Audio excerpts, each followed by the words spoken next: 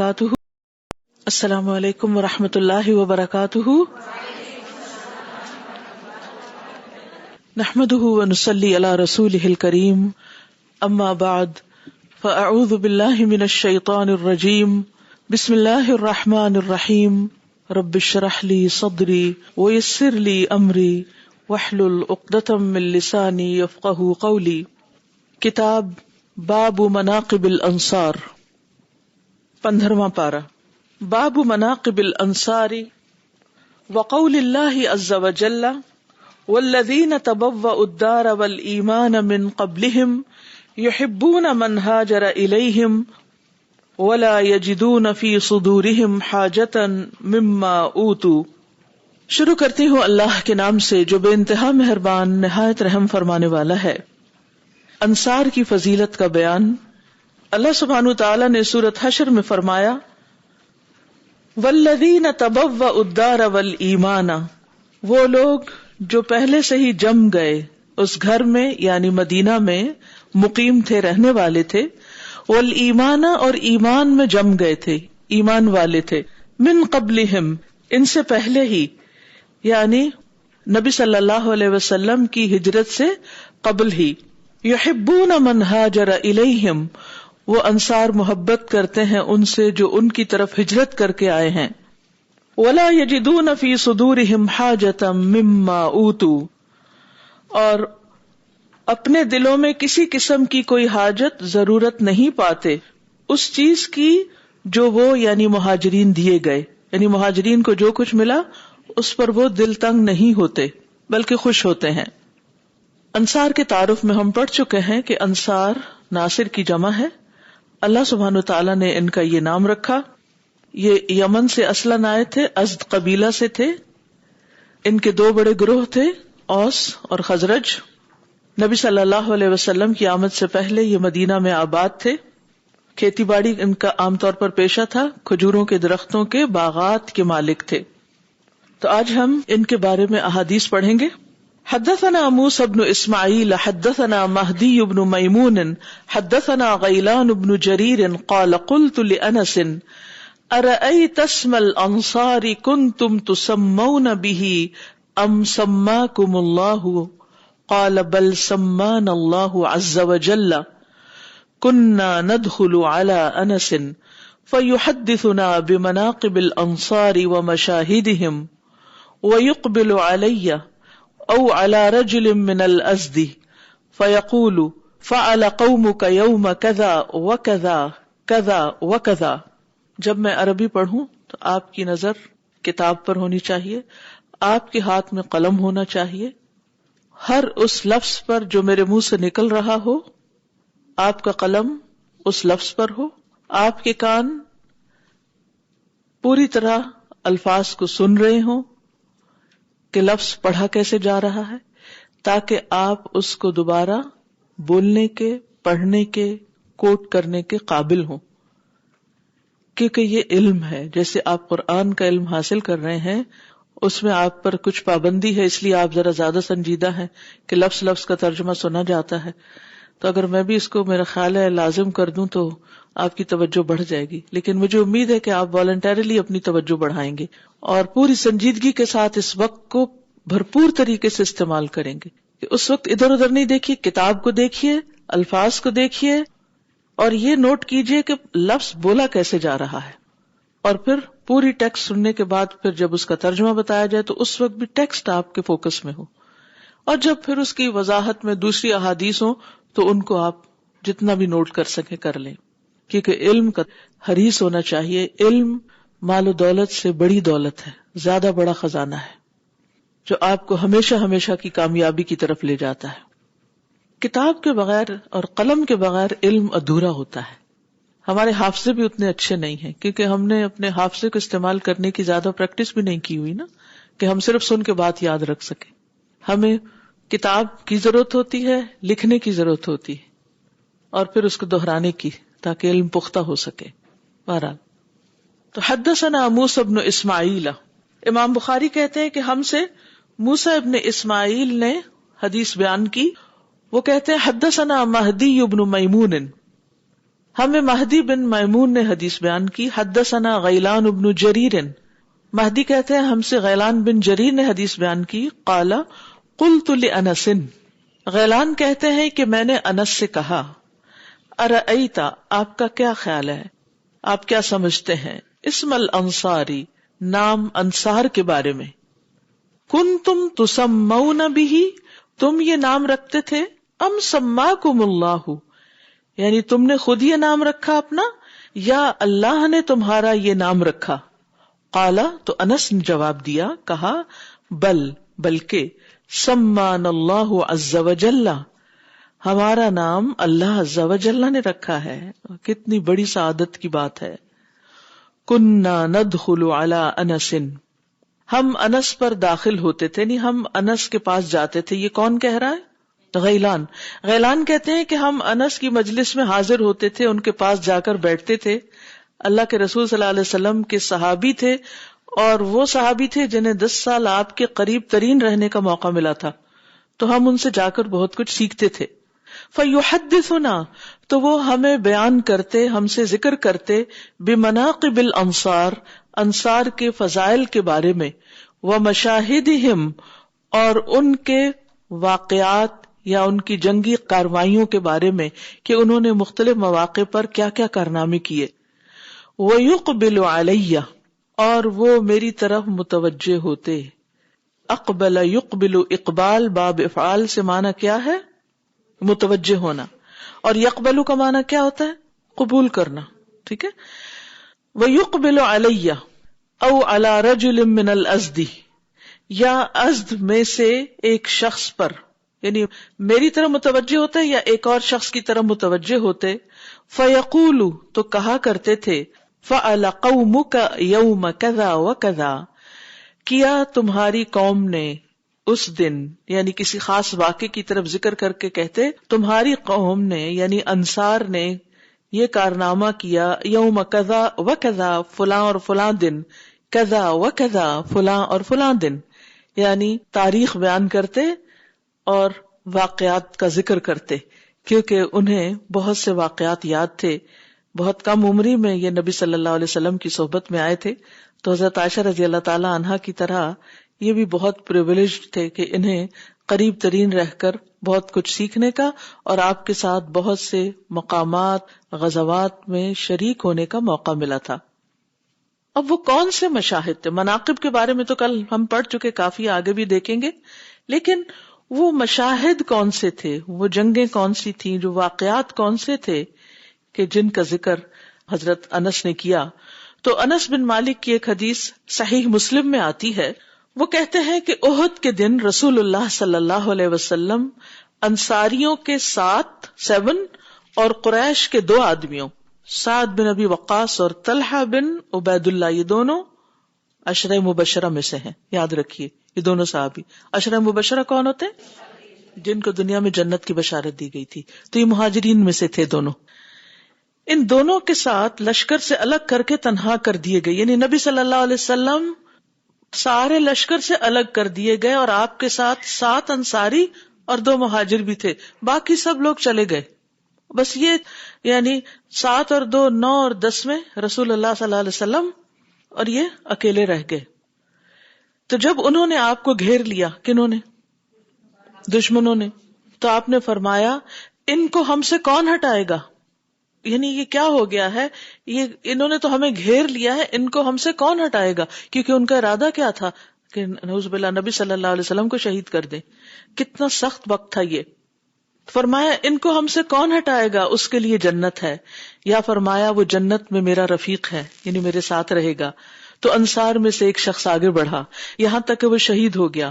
انہوں نے پھر سے آپ کو گھیر لیا، آپ نے پھر فرمایا انہیں ہم سے کون دور ہٹائے گا، اس کے لیے جنت ہے، یا وہ جنت میں میرا رفیق ہوگا۔ پھر انصار میں سے ایک شخص آگے بڑھا اور وہ لڑا حتیٰ کہ وہ شہید ہو گیا۔ یہ سلسلہ یوں ہی چلتا رہا حتیٰ کہ وہ 7 انصاری شہید ہو گئے۔ یہ ہے جان کے ساتھ نبی صلی اللہ علیہ وسلم کا ساتھ دینا اور مدد کرنا۔ ساتوں کے ساتوں شہید ہو گئے. پھر رسول اللہ صلی اللہ علیہ وسلم نے اپنے ان قریشی ساتھیوں سے فرمایا ہم نے اپنے ساتھیوں کے ساتھ انصاف نہیں کیا، یعنی آگے وہی بڑھتے رہے اور وہی شہید ہوتے رہے، وہی سب قربان ہو گئے. تو اس سے آپ اندازہ لگا سکتے ہیں کہ ان کی قربانیاں کس قسم کی تھی اور یہ نبی صلی اللہ علیہ وسلم سے کیسی بے لوث محبت کرتے تھے، اور اس کے لیے کسی بھی چیز کی، حتیٰ کہ انہیں اپنی جان کی بھی پرواہ نہیں تھی. تو یہ حدیث کس نے بیان کی؟ حضرت انس نے. یہ جو مشاہد کا ذکر آیا نا اوپر، اب یہ اس کی وضاحت ہو رہی ہے کہ وہ کون سے جنگی کارنامے اور واقعات تھے جس میں یہ شریک ہوئے. پھر احد کے دن شہید ہونے والوں کی جو تعداد ہے وہ کل کتنی تھی؟ مشہور روایت ہے کتنی تھی؟ 70 شہید ہوئے تھے مسلمانوں کے لوگ. ٹھیک ہے. جنگ بدر میں کفار کے کتنے مارے گئے تھے؟ 70. اور کتنے قید ہوئے تھے؟ 70. ٹھیک ہے. اب یہاں پر 70 لوگ، اور آپ کو معلوم ہے کہ 70 میں سے انصار کتنے تھے؟ 64. انصار کے 64 لوگ شہید ہوئے تھے اور مہاجرین کے 6 آدمی شہید ہوئے تھے. ایک تو یہ وجہ بھی تھی کہ مہاجرین کم تعداد میں تھے، 150 لوگ تھے تقریباً جو مکہ سے ہجرت کر کے مدینہ آئے تھے، لیکن انصار تو سارے کے سارے ظاہر ہے مدینہ میں ہی رہتے تھے. تو کسی بھی موقع پر جب وہ شریک ہوتے تو ان کی تعداد زیادہ ہوتی تھی. تو 64 انصار شہید ہوئے احد کے میدان میں. پھر اسی طرح بئر معونہ کا واقعہ ہے. کسی نے اس سے پہلے سنا بئر معونہ کا واقعہ؟ کسی ایک شخص نے؟ کچھ تو تاریخ پڑھ لیں، سیرت کو بہت سنجیدگی کے ساتھ لیں اور واقعات کو یاد بھی کریں. میرا خیال ہے آپ کا ایک کوئز بھی ہو جانا چاہیے جو کچھ آپ نے پڑھا، تاکہ آپ اس سارے کو ایک دفعہ ریوائز کر لیں. بئر معونہ میں 70 لوگ شہید ہوئے تھے. انس بن مالک ہی اس کو بھی روایت کرتے ہیں. انہوں نے کہا کچھ لوگ نبی صلی اللہ علیہ وسلم کی خدمت میں حاضر ہوئے اور کہنے لگے ہمارے ساتھ کچھ آدمی بھیج دیں جو ہمیں قرآن و سنت کی تعلیم دیں. آپ نے ان کے ساتھ 70 انصاری بھیج دیے جنہیں قراء کہا جاتا تھا. ان میں میرے ماموں حرام بن ملحان بھی تھے. یہ لوگ رات کے وقت قرآن پڑھتے تھے، ایک دوسرے کو سناتے تھے. یہ انصاری رات کے وقت قرآن پڑھتے تھے، ایک دوسرے کو سناتے تھے، قرآن کی تعلیم حاصل کرتے تھے، اور دن کو مسجد میں پانی لا کر رکھتے اور جنگل سے لکڑیاں لا کر فروخت کیا کرتے تھے، اور ان سے اصحاب صفہ اور فقراء کے لیے کھانا خریدتے تھے. یعنی ان کے لیے سارا انتظام کرتے تھے، کیونکہ وہ ہوسٹ کیے ہوئے تھے مختلف علاقوں سے آنے والے لوگوں کو. جو صفہ میں وہ مسجد نبی کے پاس جو چبوترا تھا اس پر دن رات رہتے تھے، تعلیم وغیرہ حاصل کرتے اور جنگوں میں آپ کے ساتھ جاتے تھے. نبی صلی اللہ علیہ وسلم نے انہیں یعنی ان 70 قراء کو، کیونکہ جنہوں نے ٹیچرز کا مطالبہ کیا تھا کہ ہمیں کچھ پڑھانے والے دیجیے، ہم بھی قرآن سیکھنا چاہتے ہیں، تو آپ نے ان میں سے 70 لوگ جو تھے ان کو ان کفار کی طرف بھیج دیا. تو انہوں نے ان کے ساتھ دھوکہ کیا اور انہوں نے منزل پر پہنچنے سے پہلے ہی راستے میں دھوکہ کر کے ان پر حملہ کر دیا اور 70 کے 70 کو شہید کر دیا. ان سب کو شہید کر دیا. پھر راتوں کو عبادت اور دن کو محنت کرنے والے لوگ تھے. انصار کون تھے؟ راتوں کو عبادت اور دن کو کام کاج محنت کرنے والے لوگ. انس بن مالک سے روایت ہے، وہ کہتے ہیں انصار کے کچھ نوجوان جن کو قراء کہا جاتا تھا وہ مدینہ کے ایک کونے میں اکٹھے ہوتے تھے.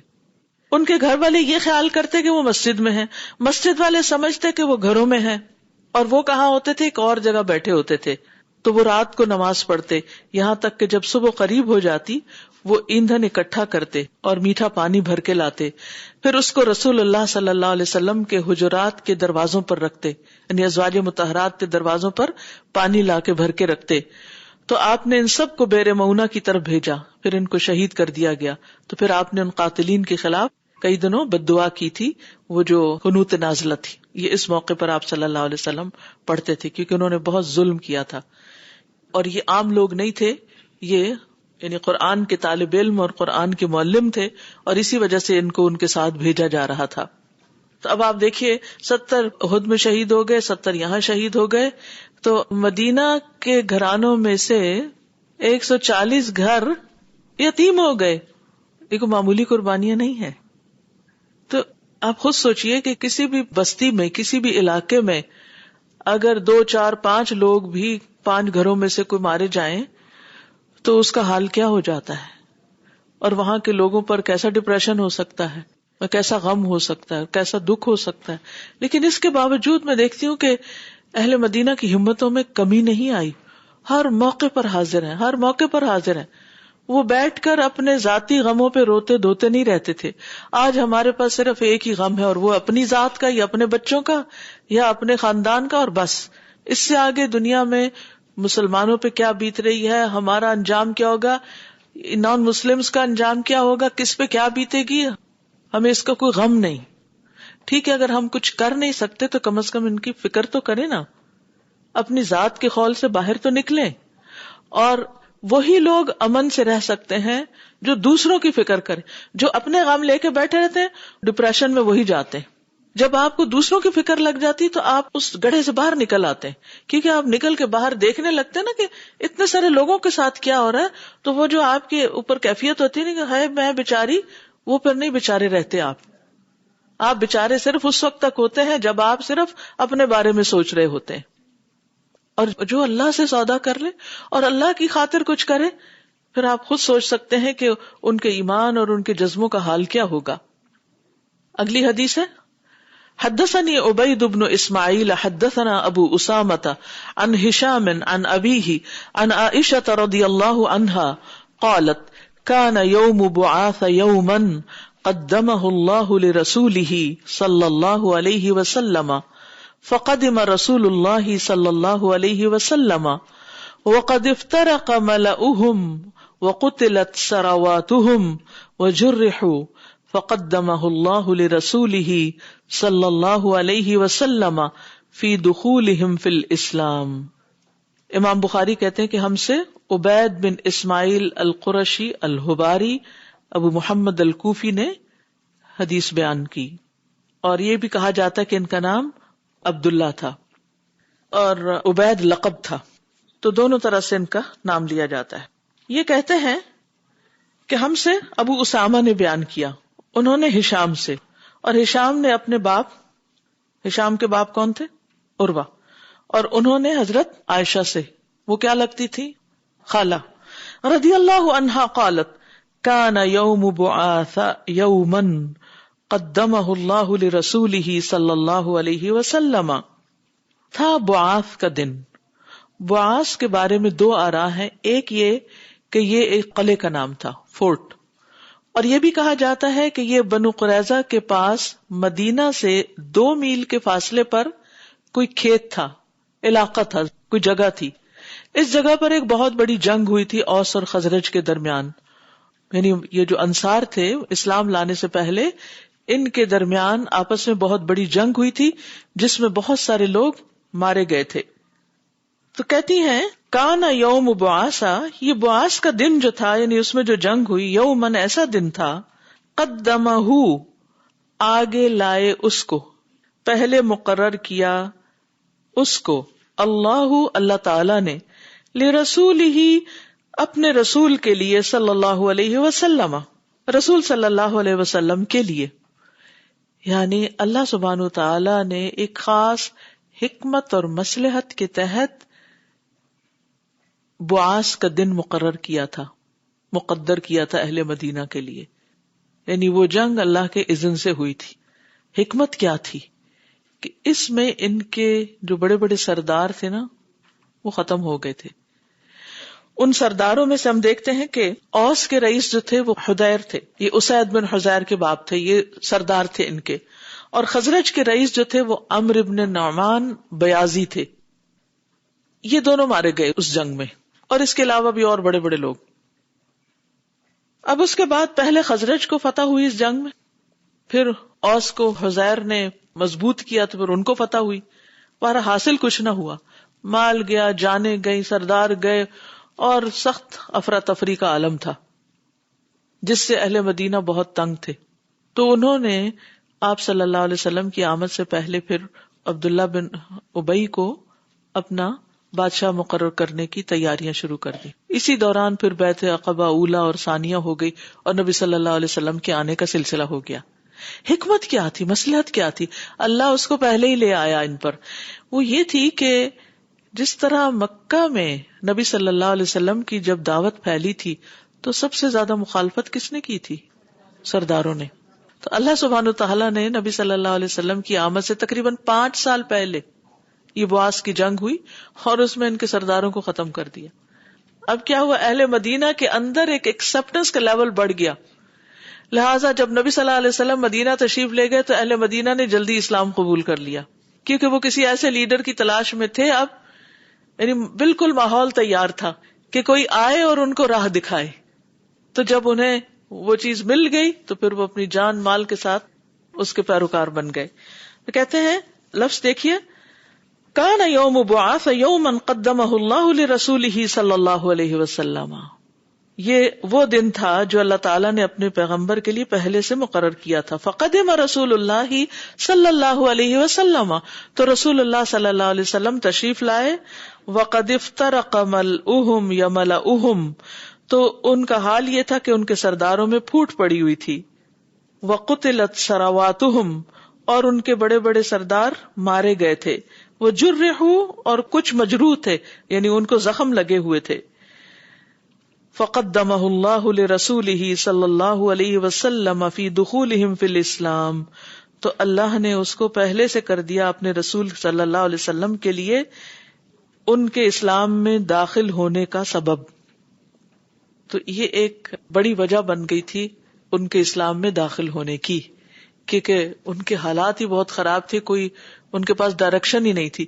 تو آپ دیکھیے کہ ہر واقعہ کسی مقصد کے تحت ہی ہوتا ہے. اور جنگ بعث جو تھی اس میں ہم دیکھتے ہیں کہ کوئی بہت بڑی بات پہ نہیں شروع ہوئی تھی، بس ایک شخص کے قتل سے شروع ہوئی تھی اور پھر دونوں قبیلے آپس میں بھیڑ گئے اور بہت کچھ ختم کر لیا.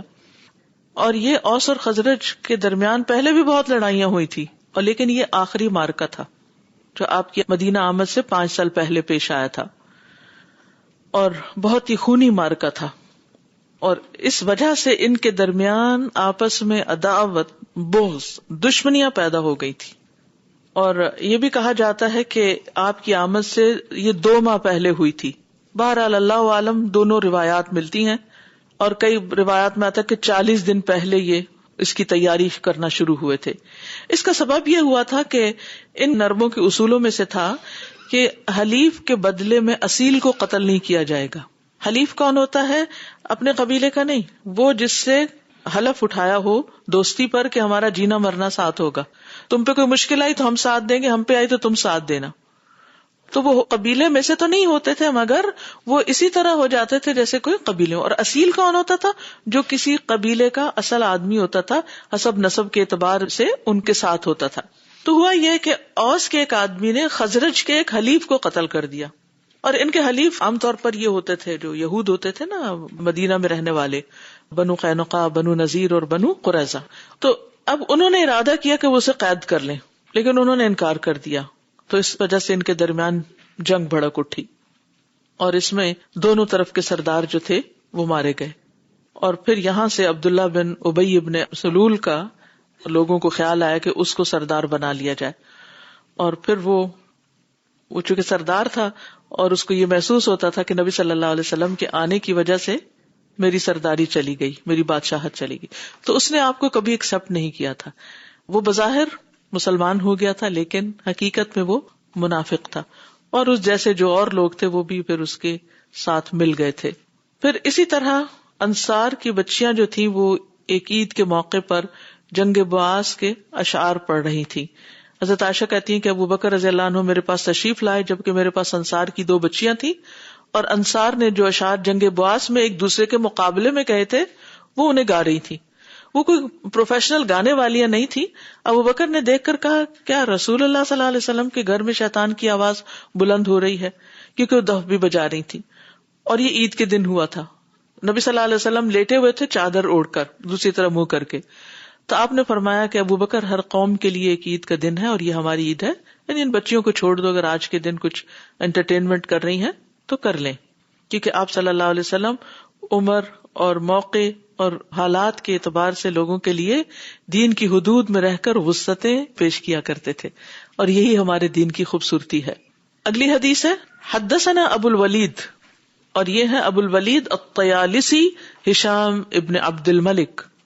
حدثنا شعبہ عن ابی التیاح قال سمعت انسا رضی اللہ عنہ یقول قالت الانصار یوم فتح مکہ وآتى قریشا واللہ ان هذا لہو العجب ان سیوفنا لتقطر من دماء قریش وغنائمنا ترد علیہم فبلغ ذلك النبی صلی اللہ علیہ وسلم فدعا الانصار قال فقال ما الذي بلغني عنكم وكانوا لا يكذبون فقالوا هو الذي بلغك قال أولا ترضون أن يرجع الناس بالغنائم إلى بيوتهم وترجعون برسول الله صلى الله عليه وسلم إلى بيوتكم لو سلكت الأنصار واديا أو شعبا لسلكت وادي الأنصار أو شعبهم. ابو الولید کہتے ہیں ہم سے شعبہ نے بیان کیا، انہوں نے ابو التیاح سے، وہ کہتے ہیں میں نے انس رضی اللہ عنہ سے سنا، وہ کہتے ہیں کہ انصار نے کہا، قالت الانصار، کب کہا؟ یوم فتح مکہ، فتح مکہ کے دن. کیا کہا؟ وآتا قریشن، کہ نبی صلی اللہ علیہ وسلم نے قریش کو ہی سب کچھ دے دیا ہے، یعنی غنیمت وغیرہ. واللہ ان ھذا لہو العجب، اللہ کی قسم یہ تو بڑی عجیب بات ہے. ان سیوفنا لتقطر من دماء قریش، بے شک ہماری تلواریں قریش کے خونوں کے قطرے ٹپکا رہی ہیں. تقطر یعنی ٹپکا رہی ہیں خون. دماء دم کی جمع ہے، خون. وغنائمنا، اور ہماری غنیمتیں ترد علیہم، ان کی طرف پھیر دی گئی ہیں. فبلغ ذلك صلی اللہ علیہ وسلم، تو یہ بات نبی صلی اللہ علیہ وسلم تک پہنچی. فدعا الانصار، تو آپ نے انصار کو بلا لیا. اب آپ دیکھیے کہ مسئلے کو آپ صلی اللہ علیہ وسلم کیسے حل کرتے ہیں. جس سے متعلق مسئلہ اسی کو بلا لیا کہ آؤ تم بتاؤ معاملہ کیا ہے. فدعا الانصار. قال، انس کہتے ہیں فقال، تو آپ نے فرمایا، ما الذی بلغنی عنکم، یہ کیا بات ہے جو مجھے تمہاری طرف سے پہنچی ہے. وکانوا لا یکذبون، اور وہ جھوٹ نہیں بولا کرتے تھے. فقالوا، تو انہوں نے کہا، هو الذی بلغک، بات یہی ہے جو آپ کو پہنچی ہے، بالکل ایسے کہا گیا، ایسی بات ہوئی ہے.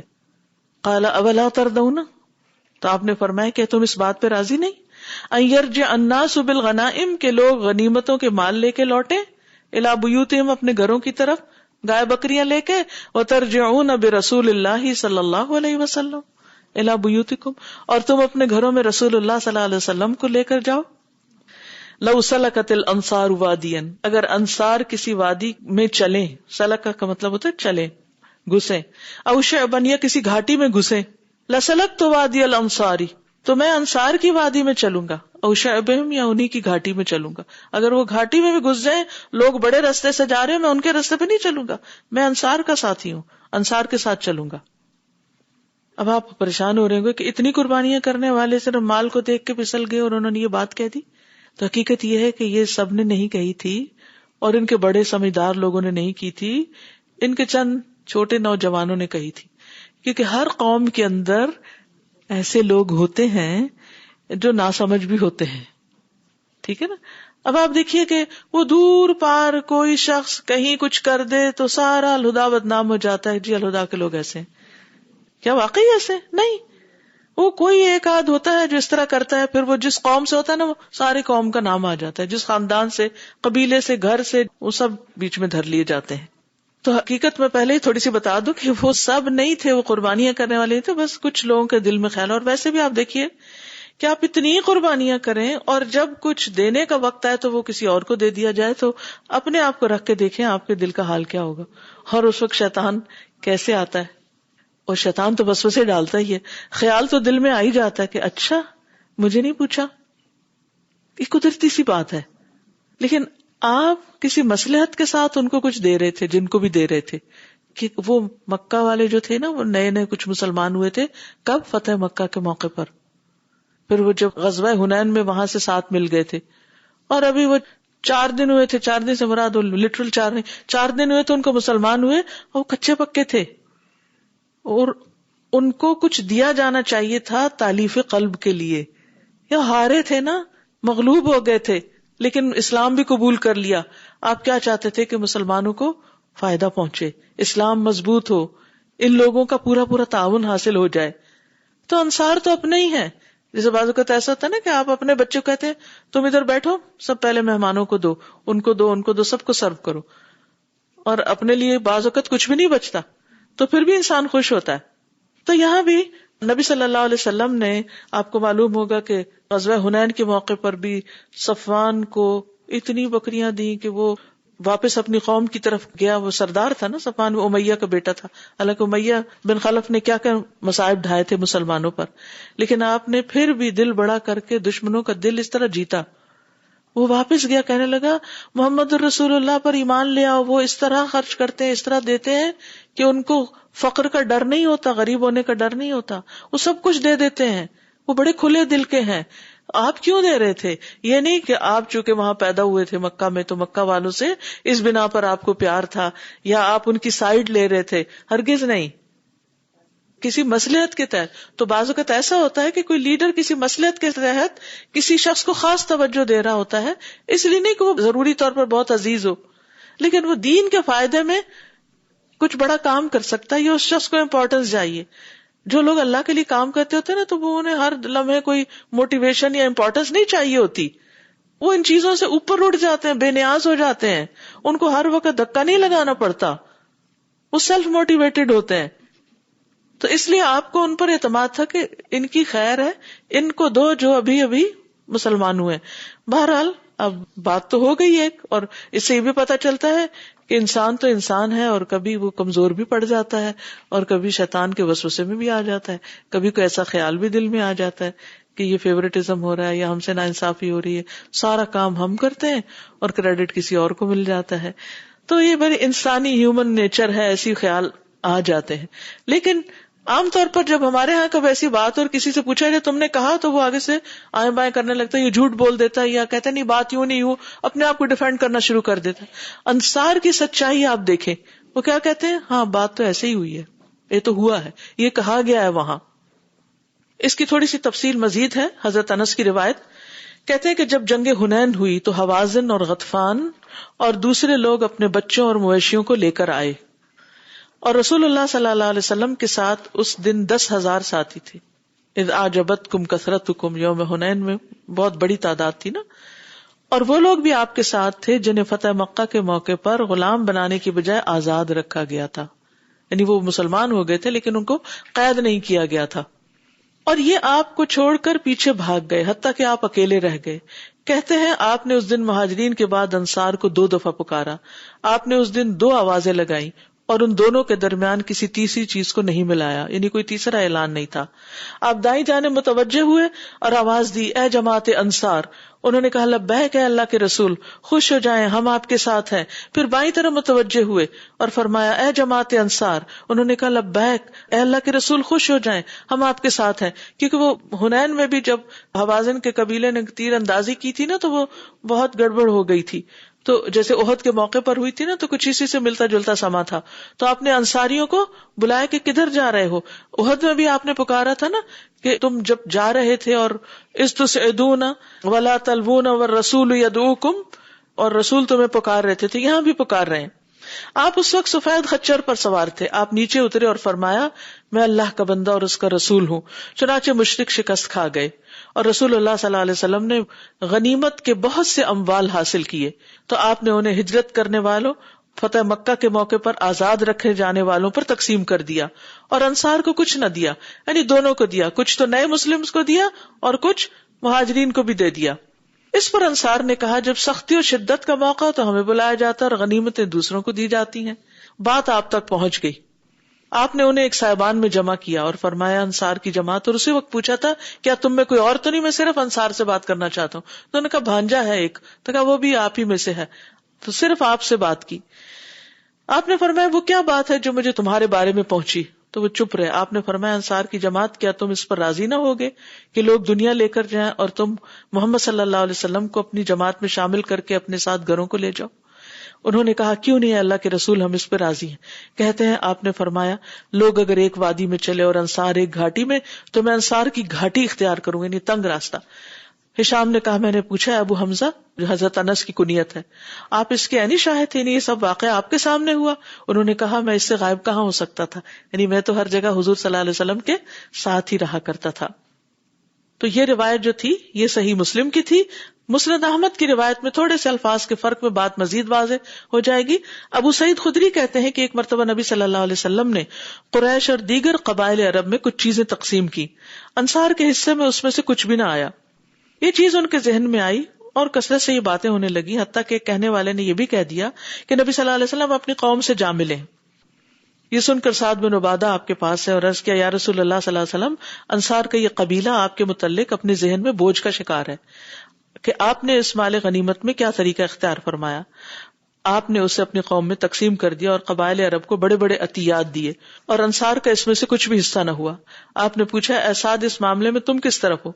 انہوں نے عرض کیا یا رسول اللہ صلی اللہ علیہ وسلم میری کیا حیثیت ہے، میں تو اپنی قوم کا صرف ایک فرد ہوں اور اس کے علاوہ میں کیا ہوں. نبی صلی اللہ علیہ وسلم نے فرمایا اس بارے میں اپنی قوم کو جمع کرو. چنانچہ سعد نکلے، انہوں نے سب کچھ جگہ جمع کیا.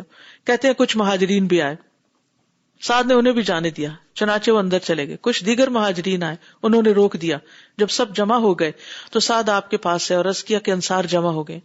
رسول اللہ صلی اللہ علیہ وسلم ان کے پاس تشریف لائے اور اللہ کی حمد و ثنا ان کی شان کے مطابق بیان کرنے کے بعد فرمایا اے گروہ انصار، یہ کیا باتیں ہیں جو مجھے تمہاری طرف سے پہنچ رہی ہیں کہ تمہارے دلوں میں ایسے خیالات آ رہے ہیں؟ کیا تم گمراہی میں پڑے ہوئے نہ تھے کہ اللہ نے تمہیں ہدایت دی؟ کیا تم مالی تنگی کا شکار نہ تھے کہ اللہ نے تمہیں غنی کر دیا؟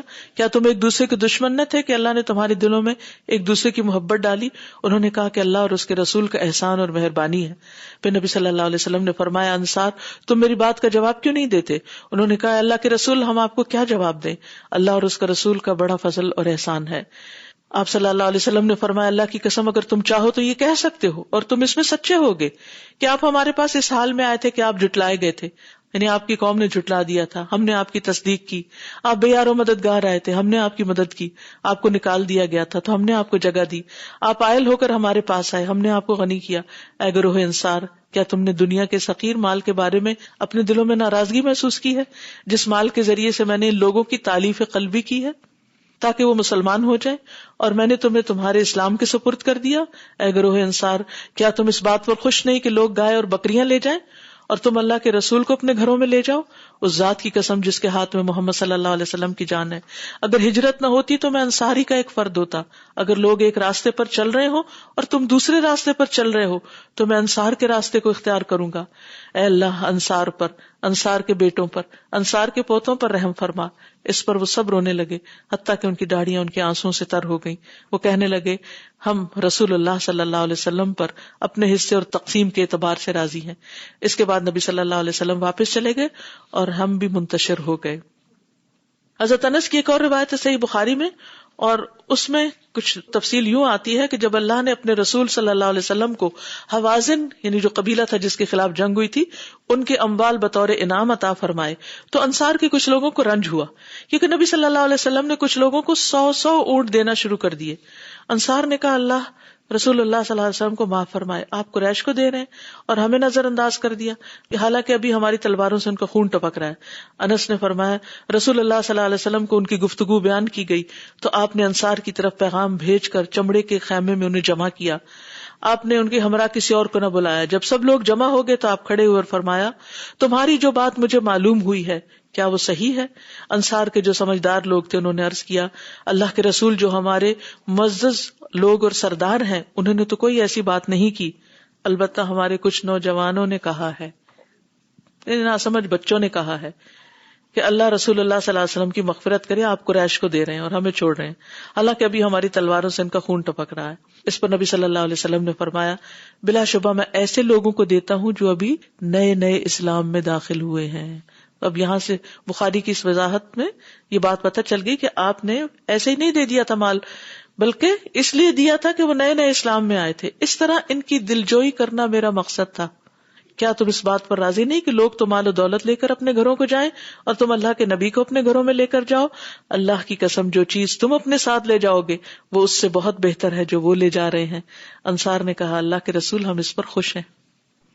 یعنی کتنی جلدی انہوں نے اپنی غلط فہمی دور کر لی اور اس طرح معاملہ بگڑنے سے بچ گیا. تو اس سے یہ بھی پتہ چلتا ہے کہ بعض اوقات غلط فہمیوں کو جلد واضح کر دینا چاہیے، طول نہیں دینا چاہیے تاکہ لوگوں کے درمیان تعلقات خراب نہ ہو، کیونکہ آپس کے تعلقات کی خرابی دین کو مونڈ دیتی ہے، دین کی جڑ مونڈ دیتی ہے. یعنی پھر وہاں دین کا کام نہیں ہوتا جب آپس میں دل نہ جڑے ہوئے. دین کا کام ہوتا ہے جب انصار اور مہاجرین اکٹھے ہوں, ایک پلیٹ فارم پر ہوں, جمع ہوں, جس میں رنگ, نسل اور کسی اور چیز کا فرق نہ ہو, سب ایک مشن, ایک کاز کے لیے کام کر رہے ہوں. بہرحال اگر آپ کچھ کہنا چاہیں تو تھوڑا سا موقع ہے, پھر اس کے بعد میں آگے بڑھوں گی. جی السلام علیکم. What I wanted to say is that I was just thinking and connecting the hikmat of Allah subhanahu wa ta'ala to have the Jang-e Ba'ath before the arrival of Nabi sallallahu alaihi wasallam. And then seemingly Rasulullah sallallahu alaihi wasallam's hikmat to give all the wealth or a lot of stuff to the opposite side, like for instance the Muhajirin and the Quraysh Makkah and so on. And if we see it, like if you didn't explain it the way mashallah la quwwata illa billah you did, I would understand, has been understanding, I didn't think anything about the Jang-e Ba'ath, but know the hikmat of Allah subhanahu wa ta'ala, how it happened. And about this also, we read that, we also were like thinking about it, but like the hikmah comes obvious, that how Rasulullah sallallahu alaihi wasallam did that, and there was hikmah behind it. So subhanallah, Allah only can give this hikmah. And it's just like a spring that you can, if you hope and you pray for it and learn it. اسی لیے علم کی ایک ظاہری حالت ہوتی ہے. لوگ ایک کوئی واقعہ پڑھ لیتے ہیں, کہیں سے کوئی ایک بات لے لیتے ہیں اور پھر اس کو مس انٹرپریٹ کر کے اسلام کے خلاف یا کبھی نعوذ باللہ نبی صلی اللہ علیہ وسلم کی شخصیت کے خلاف کچھ بات کرنے لگتے ہیں اور اس کی گہرائی کو نہیں سمجھتے. جی استاذہ, اس طرح کی باتیں جڑ پکڑ جائیں تو بڑا پودا بن جاتی ہیں. کچھ چیزوں کو جڑ سے اکھاڑ دینا چاہیے اور یہ دل کا فساد پھیلتا ہے اور اس سے لوگوں میں بگاڑ آ جاتا ہے. بالکل, دل پھٹتے ہیں تو پھر کام تو درے کا دھرا رہ جاتا ہے, ساری انرجی اور صلاحیت کسی اور چیز میں لگ جاتی ہے.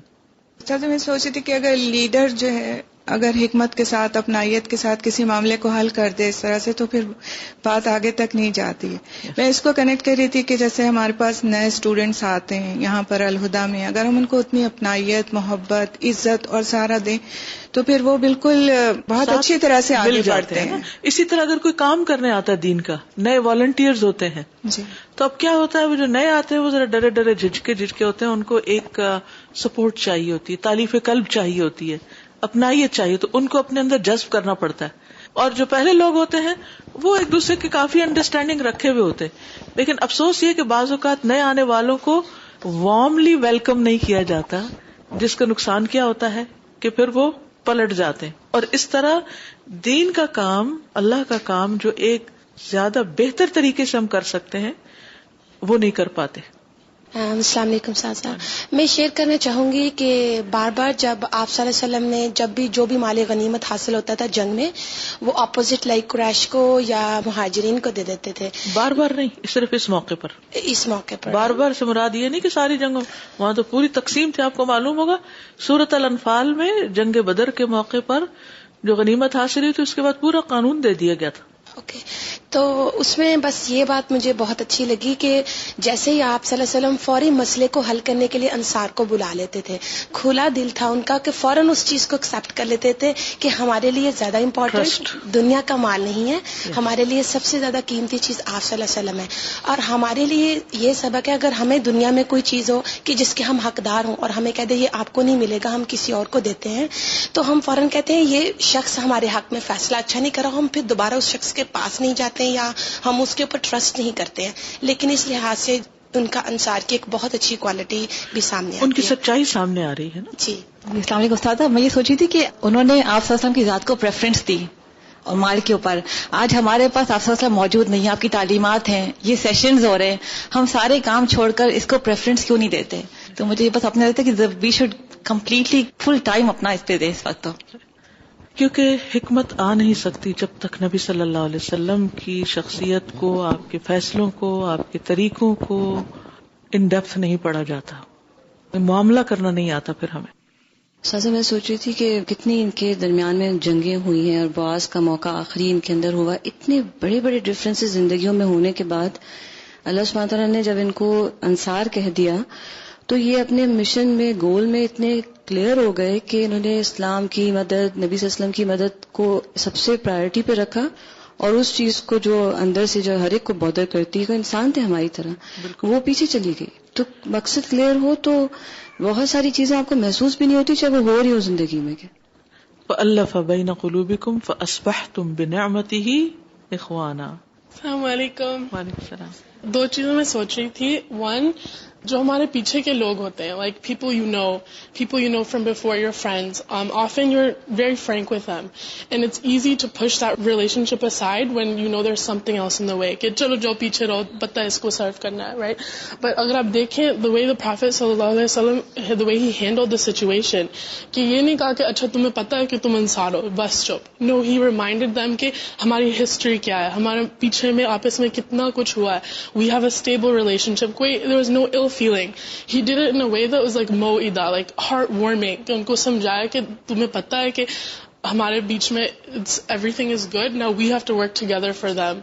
So the same way often we have so many relationships that we forget کہ remind بھی کرنا ہوتا ہے کہ no, I love you so much, not like siblings. And دوسری چیز, they had tribes then, but ہمارے ابھی we have countries, and if you look, they were surrounded by so much going on. ایک تو مشرکین ہے ادھر, ایک طائف میں کوئی not welcome ہے, and in the midst of all of that, between the Ansar and the Muhajirin, they made their own community, and in that there was so much khair. And we have to look at ourselves کہ the only way of betterment is once we work together in deen, focus on our own community rather than all the facade that's going on around us.